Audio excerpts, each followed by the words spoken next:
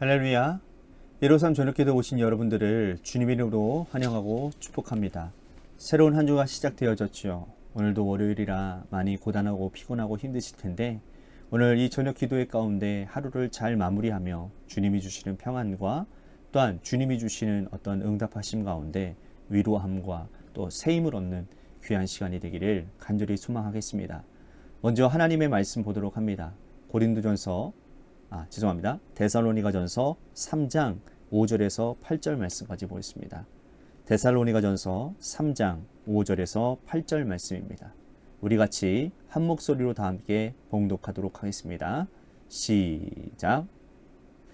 이러므로 나도 참다 못하여 너희 믿음을 알기 위하여 그를 보내었노니 이는 혹 시험하는 자가 너희를 시험하여 우리 수고를 헛되게 할까 함이니 지금은 디모데가 너희에게로부터 와서 너희 믿음과 사랑의 기쁜 소식을 우리에게 전하고 또 너희가 항상 우리를 잘 생각하여 우리가 너희를 간절히 보고자 함 같이 너희도 우리를 간절히 보고자 한다 하니 이러므로 형제들아 우리가 모든 궁핍과 환난 가운데서 너희 믿음으로 말미암아 너희에게 위로를 받았노라.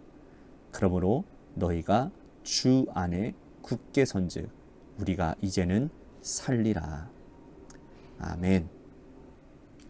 사람들은요, 첫 번째 것에 대한 어떤 각별한 마음을 가지고 있는 것 같습니다. 첫사랑, 첫 아이, 첫 발령지, 또 첫 번째 결혼기념일 등등 이 첫 번째 것에 대한 기억은 오래 남는 법이라는 거죠. 어떤 가정에 자녀가 여럿이 있다면 첫 아이에 대한 사랑과 기억은 좀 남다를 것입니다. 둘째 아이, 셋째 아이를 사랑하지 않는다라는 것이 아니라 첫 아이를 낳아서 기를 때는 참 실수도 많고 그리고 시행착오도 많이 있기 때문에 그래서 그 기억이 오래 남아있는 것이고 그 때문에 어려움을 겪은 큰 아이에 대한 어떤 미안함도 있다라는 것이죠. 여러분, 첫사랑은 열정은 있으나 서툴렀기 때문에 상대방에게 상처를 주고 해서는 안 될 말과 행동을 많이 하게 됩니다. 그래서 첫사랑은 가슴 아픈 사랑이 되어 오래 남는다라는 거죠. 이렇게 사람들은 첫 번째 것에 대한 좋은 기억도 있지만 슬프고 아픈 기억도 있다라는 거예요. 바울은 데살로니가 교회 성도들을 생각하면서 이 편지를 지금 쓰고 있는데요. 바울은 데살로니가 교회가 마치 자기의 첫 번째 교회처럼 느껴진 거예요. 사실 바울에게 데살로니가 교회는 첫 번째 교회가 아니었습니다. 그가 1차 선교 여행을 할 때에 비시디아 안디옥, 또 이고니온, 루스드라, 더베, 즉 갈라디아 지역의 교회를 1차적으로 개척을 했어요. 하지만 갈라디아 지역은 핍박이 있는 곳이 아니었습니다. 2차 선교 여행 때 데살로니가로 건너오기 전에 빌립보를 개척했는데 빌립보 지역도 핍박이 있었던 곳은 아니었어요. 그런데 데살로니가에서는 핍박과 환란이 크게 몰려왔습니다. 그 때문에 바울과 그의 일행들은 떠나왔으나 이 남아있는 성도들이 이 핍박 때문에 흩어지지는 않을까 그런 걱정이 되었던 것이죠. 그 걱정 때문에 어떤 일도 할 수가 없었던 겁니다. 그래서 바울은 참다 못해 디모데를 그곳으로 보내기로 결정을 한 거예요. 디모데가 그들의 어려움을 위로하기를 바라는 마음으로 보낸 것이겠죠. 바울은 디모데를 보낸 이유를 이렇게 말을 하고 있습니다. 아무도 이 여러 환난 중에 흔들리지 않게 하려 합니다. 바울이 이렇게 결정하고 기도한 것은 우리에게 아주 큰 의미를 주고 있습니다. 환난 자체를 없게 해달라고 기도하지 않고 있기 때문인 거예요. 아무도 이 환난에서 흔들리지 않고 구하고 있다는 겁니다. 이것은 성경이 가르쳐주고 있는 십자가의 신앙이라는 거예요.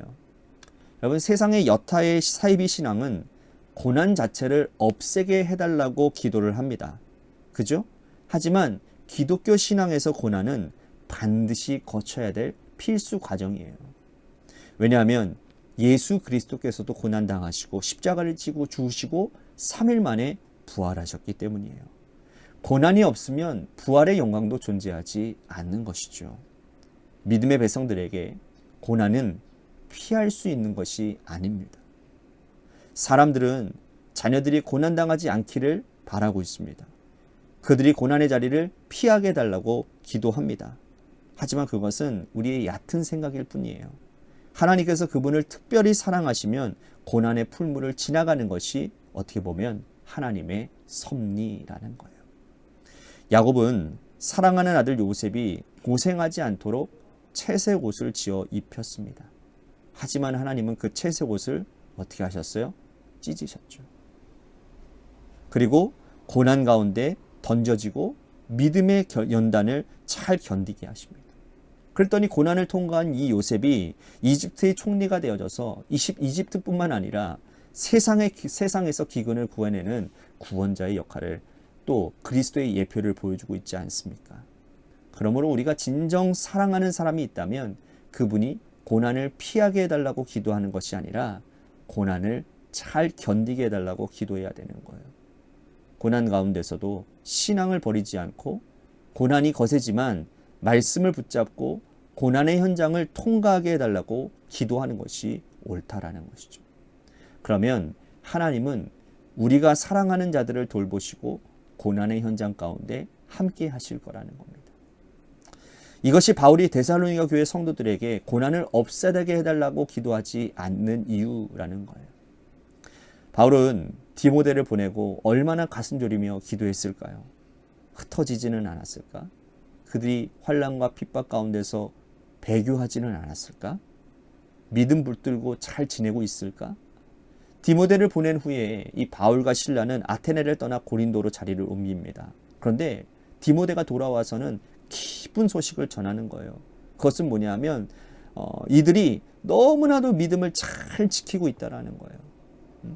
너무나도 잘 지키고 있다. 여러분, 그러니까 바울은 너무나도 기쁘고 감사해서 이 데살로니가 전서를 기록해서 이 기쁨의 소식을 지금 이 데살로니가 교회 성도들과 나누고 있고 오늘 우리들에게도 나누고 있는 것입니다. 바울이 그들이 환난 가운데서도 흩어지지 아니하고 믿음 지키고 오히려 믿음이 더 깊어지고 넓어졌다라는 소식을 듣고는 행복함을 그는 이렇게 표현하고 있어요. 뭐냐 하면 이제 내가 살리라. 이제 내가 살리라. 바울이 살겠다고 말을 하는 거예요. 어려운 고난을 잘 견뎌내고 있다라는 소식을 들으니 이제 내가 살겠다. 저도 그런 것 같아요. 우리 성도님들의 삶에 참 이분은 정말 잘 됐으면 좋겠다. 근데 왜 이렇게 힘들게 사는 것이지? 왜 이렇게 하나님 저들에게 그렇게 그런 고난을 계속 허락하시는 것이죠?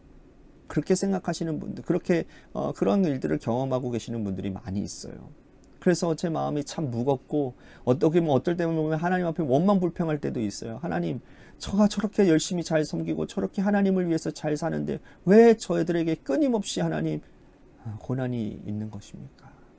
그런데 그들이 그 고난 가운데서 믿음으로 잘 이겨내고 하나님께 감사 찬송 올려드리고 하나님께 영광을 돌리는 그런 모습, 어려운 가운데서도 힘든 가운데서도 믿음 지키며 하나님이 기뻐하시는 일들을 하나하나 해나가는 그런 모습들을 보면서 제 마음 가운데 바울의 마음이 있는 거예요. 살겠다. 참 감사합니다, 하나님. 우리 하나님 살아계시는군요. 라는 그런 고백 말입니다. 여러분, 오늘 이러한 마음이 우리 안에 있었으면 좋겠어요. 무엇 때문에 살고 있는지 우리의 삶의 방향을 좀 생각해 봤으면 좋겠어요. 그리스도인들은 다시 살리심을 받은 사람들이에요. 하나님께서 예수 그리스도를 이 땅에 보내시고 우리를 십자가의 공로로 구원하셨어요. 우리는 거저 구원받은 자들이니 우리도 이제 어떤 한 사람의 그러한 잘됨을 바라보면서 그러한 믿음의 이겨냄을 바라보면서 우리도 살리라 라는 그러한 그 영혼을 소중히 생각하는 그런 마음이 있었으면 좋겠어요. 내가 사랑하는 사람이 있다면 그분이 고난당하는 것 때문에 가슴 아파해야 될 것이 아니라 그분의 믿음이 떨어지는 것 때문에 가슴 아파해야 된다는 거죠. 그분의 믿음이 이전과 달라지는 것 때문에 우리가 숨쉬기도 힘든 지경이 되어져야 된다는 거예요.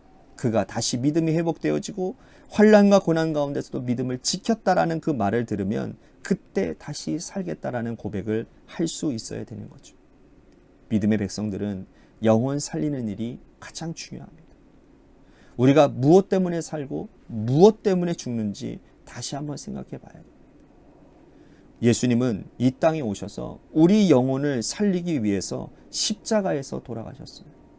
그러므로 우리도 이 땅에서 해야 할 가장 가치 있는 일은 영혼을 살리고 구원하고 그 영혼이 하나님 앞에 바르게 서도록 하는 일이라는 겁니다.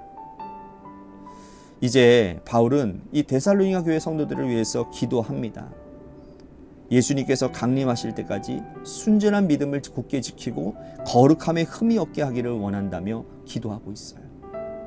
바울은 그들이 잘 살고 돈 많이 벌고 출세하기를 기도하지 않습니다. 사랑하는 교회 성도들이 죄짓지 않고 거룩함에 흠이 없어서 훗날 예수님이 재림하실 그때에 부끄러움이 없는 일꾼으로 서게 되기를 기도하고 있다라는 겁니다. 이 기도가 오늘 저의 기도이고 또한 여러분들이 생각하는 그 사람을 위한 기도가 되어야 될 줄로 믿습니다. 오늘 말씀 생각하면서 우리 같이 기도했으면 좋겠습니다. 바울처럼 성도를 위해 기도하는 사람들이 되게 하시고 또한 그 영혼이 잘 되는 것이 내가 사는 길임을 고백하는 내가 되게 하여 주옵소서. 우리 같이 생각나는 그분을 위해서 믿음으로 잘 이겨내기를 위해 기도하기를 간절히 소망하겠습니다. 또 한 가지 우리 같이 교회를 위해서 간절히 기도합시다. 하나님이 세워주신 주님의 몸된 교회가 하나님의 뜻 위에 바로 서는 교회가 되게 하시고 하나님의 말씀이 살아있는 교회, 또한 기도하기에 애쓰는 교회, 또한 그래서 하나님이 주시는 말씀과 기도 가운데서 그 음성대로 그 뜻대로 행함 가운데 하나님의 영광을 나타내는 교회, 또한 이웃을 살리기 위해 애쓰는 그런 교회가 되게 해달라고 우리 같이 기도했으면 좋겠습니다. 또 한 가지 우리 같이 기도할 것은 여러분들 우리 육신의 질병으로 고통당하는 분들을 위해서 기도해 주시고 여러분들의 삶의 자리와 여러분들의 자녀들을 위해서 기도해 주시기를 바랍니다. 마지막으로 이번 돌아오는 토요일에 있을 우리 이찬호 성도, 장은주 성도의 결혼식을 위해서 또한 주례를 맡은 저를 위해서도 기도해 주시기를 바라겠습니다. 오늘 말씀 생각하면서 우리 같이 노래 끝날 때까지 함께 기도하며 나아가도록 하겠습니다. 기도하시겠습니다.